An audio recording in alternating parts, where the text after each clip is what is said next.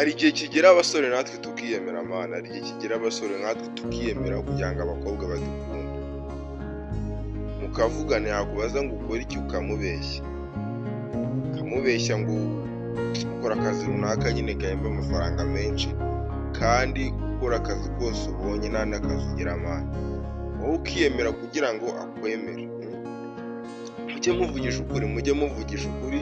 Nimba kubaje ngo ukore iki umubwira ati nkora akazi gasanzwe, nta kazi mfite, nkora ko mbonye. Ariko ureke kwiyemera mana. Umwiyemereho aka kanya araje, nawe azi ko aje kurya wa mufungo. Araje asanze uri nkubiswe umwana, ukora ikiyede nacyo igihe kiragera ukakibura.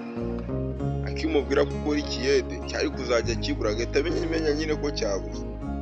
Ese araje asanze ukora ikiyede, baramubeshye ko ukora muri banki. Avugishije ukuri.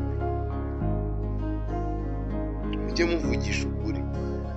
Ibintu kwiyemera nicyo kintu gikora ku bantu.